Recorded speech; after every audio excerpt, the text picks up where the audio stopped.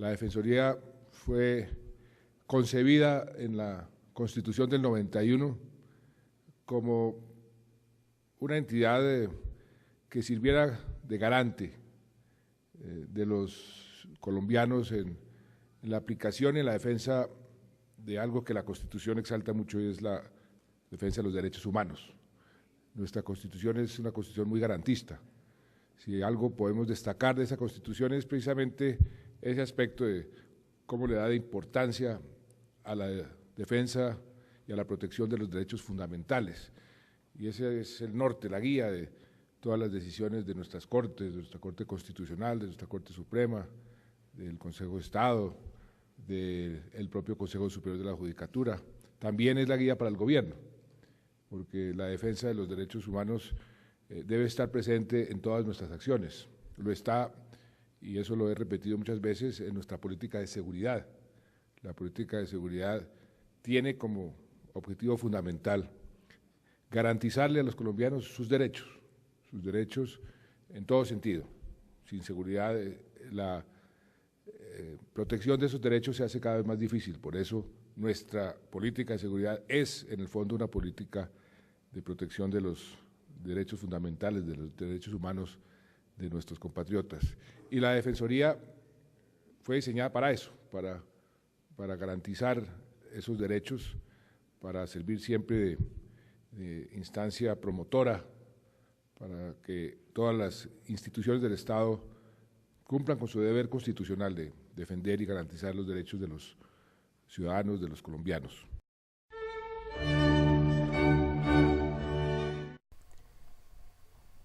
El proceso de atención al ciudadano en la Defensoría del Pueblo inicia en el Centro de Atención Ciudadana por medio de las UAC, Unidades de Asesoría y Consulta.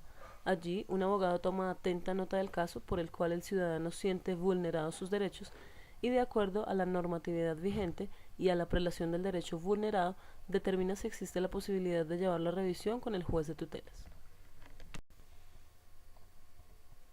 Sin embargo, y previo a ello, el abogado debe tener en su poder la documentación necesaria que compruebe que la entidad demandada no ha suplido la necesidad del usuario, para así dar validez al inicio de una acción de tutela ante la entidad, proceso del cual la Defensoría debe hacer seguimiento con el fin de lograr el cumplimiento de dichos requerimientos.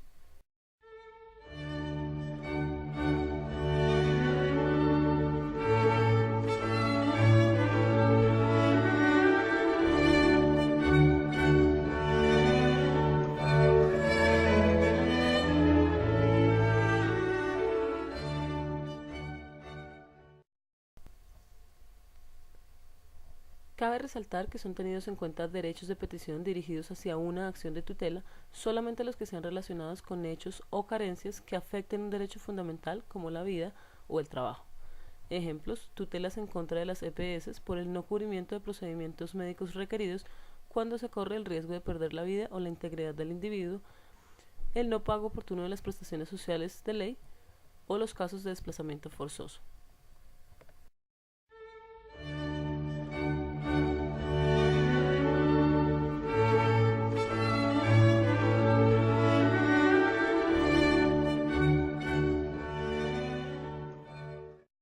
Visitamos algunos barrios que se encuentran grave y seriamente afectados por el tema de desplazamiento, por los temas de boleteo, de extorsión y la amenaza permanente a la violación de sus derechos humanos.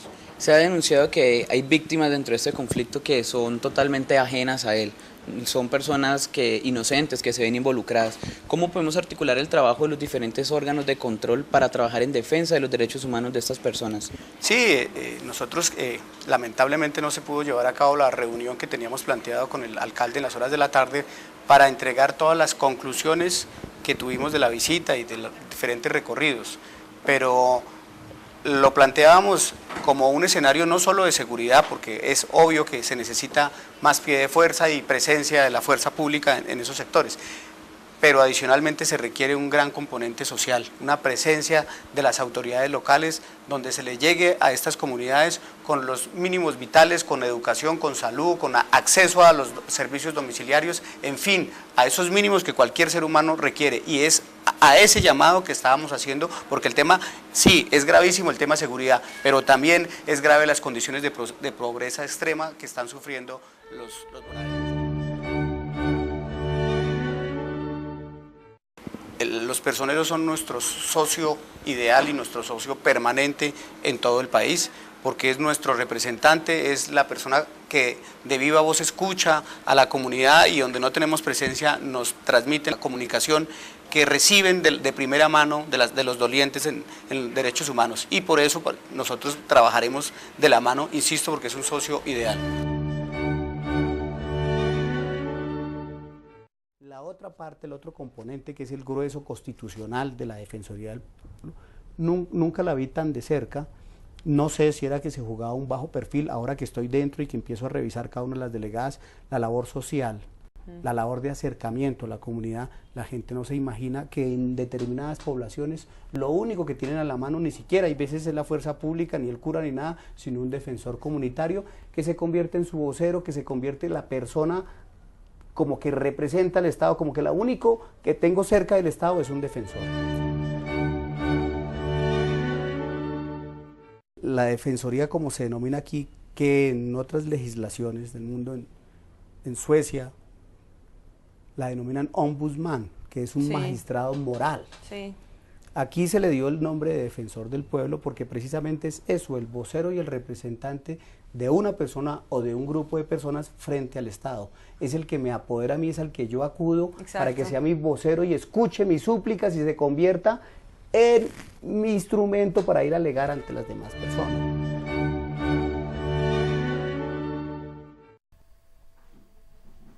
Una vez en el Centro de Atención Ciudadana, en orden de llegada se asigna una cita con un abogado especializado para asesoría con respecto a la petición que se requiera.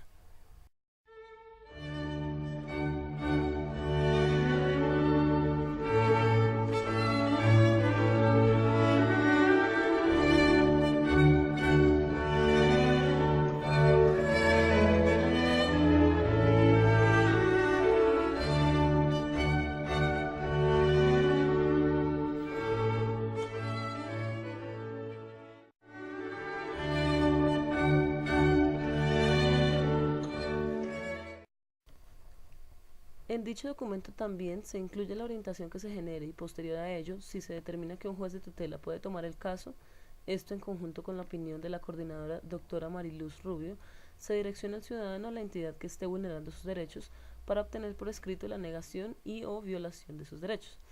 En ese orden de ideas, la Defensoría ejerce presión ante dichas entidades para que sea cumplido el requerimiento, de lo contrario se procede a la acción de tutela.